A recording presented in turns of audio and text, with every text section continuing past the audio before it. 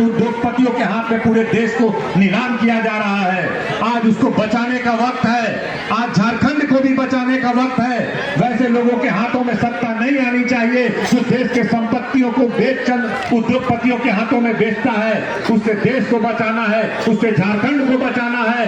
तमाम आप लोग जानते हैं देश की जितना पैसा हम लोग टैक्स के माध्यम से देश के खजाने में जमा हम लोग करते हैं, जिससे गरीब गुरबे दलित आदिवासी का विकास की योजनाएं होनी चाहिए, तमाम पैसा चंद उद्योगपति को कर्जा के रूप में दे दिया जाता है। आपको पता होगा 10 लाख करोड़ से अधिक देश का पैसा चंद उद्योगपतियों को कर्जा के रूप में दे दिया गया। उसमें से आधे से अधिक पैसा तमाम उद्योगपति के माफ कर दिए गए, जबकि आज दलितों की हालत आदिवासियों की हालत बद से बदतर है। इनको 5 किलो अनाज दे करके खुश करने का प्रयास किया जाता है और देश के लाखों करोड़ों रुपए दिए जाते हैं, उद्योगपति को दिए जा रहे हैं। और तमाम स्थिति से आप लोग अवगत हैं। हम लोग को बांटने की कोशिश की जाती है समाज को, आदिवासी को बांट दो, दलित को बांट दो, मुस्लिम को बांट दो, बांट करके फूट डालो, राज करो की नीति अपनाते हैं। जिस तरह अंग्रेज इस देश पे हुकूमत करने के लिए फूट डालो और राज करो का काम करते थे, उसी तरह भारतीय जनता पार्टी भी, क्योंकि ये लोग भी अंग्रेजों के पिछलग्गू हुआ करते थे, इसीलिए उनसे प्रभावित होकर के यह लोग भी हमारे देश में फूट डाल के राज करना चाहते हैं। इसलिए झारखंड के लोगों से हम अपील करना चाहते हैं कि आप तमाम लोग एकजुट होइए। अच्छी सरकार हमारे हेमंत सोरेन के नेतृत्व में चल रहा है और बेहतर ढंग से चलेगा। अभी राहुल गांधी जी भी बोल रहे हैं, हम लोगों ने बिहार में जातिगत जनगणना कराने का काम किया, पूरे देश में कहीं जातिगत जनगणना नहीं हुआ। आखिर क्यों करा रहे जातिगत जनगणना?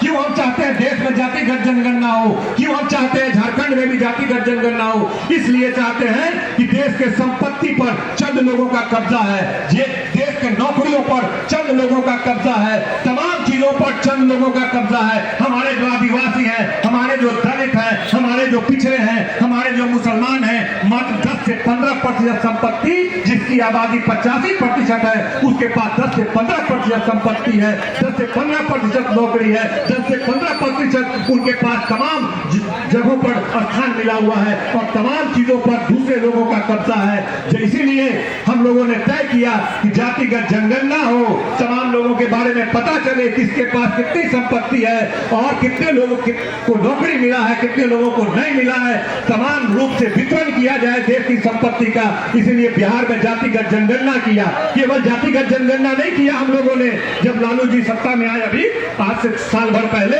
6 महीना पहले तेजस्वी यादव जी आए, तो हम लोगों ने कराया।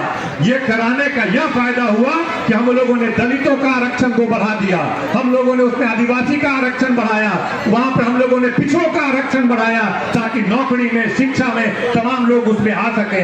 उसी तरह अगर सरकार बनती है तो यहाँ भी जातिगत जनगणना हो, आदिवासियों को, दलितों को, पिछड़ों को उचित हिस्सेदारी मिले, उनकी हिस्सेदारी बढ़नी चाहिए तमाम चीजों में।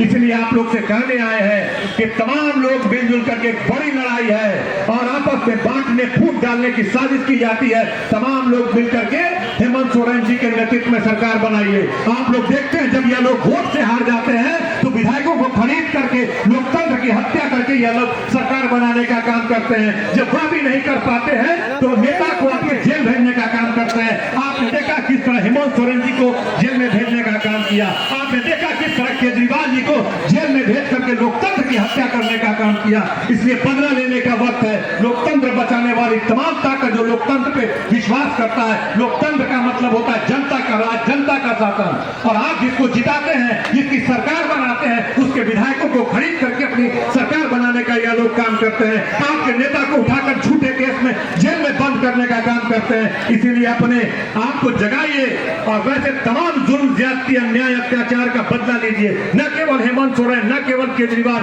लालू जी को फंसाने का काम किया, राहुल जी को ईडी के दफ्तर बुलाया, तेजस्वी यादव को बुलाने का काम किया। तमाम लोगों को, जो लोग भाजपा के पाले में चले जाते हैं, तमाम लोगों को वह लोग मंत्रिमंडल में जगह देते हैं। जो लोग भाजपा का खिलाफत करते हैं, तमाम लोगों को जेल भेजने का का उन पर ईडी सीबीआई दुरुपयोग करने का काम करते हैं। इसीलिए लोकतंत्र में जनता मालिक है, फैसला करने का वक्त आ गया है। आप लोग अपना फैसला सुनाइए। इस लोकतंत्र की हत्या करने वाले, हेमंत सोरेन पर जुल्म ज्यादती करने वाले, तमाम विपक्ष के नेताओं पर जुल्म ज्यादती करने वाले वैसी पार्टी भारतीय जनता पार्टी को सबक सिखाना है। इसलिए आप लोगों से अनुरोध है कि संजय यादव जी को भारी से भारी मतों से जिताइए और यहाँ पर इंडिया गठबंधन का एक मजबूत सरकार बनाइए। हम यह विश्वास दिलाना चाहते हैं, आज में केंद्र में जो मोदी की सरकार है वह 2 टांगों पर नहीं चल रही है, 4 टांगों पर चल रही है, बैसाखी पर चल रही है। अगर झारखंड ने यह फैसला सुनाया, झारखंड ने अगर यहाँ पर भारतीय जनता पार्टी को हराने का काम किया तो बैसाखी उनका हिल जाएगा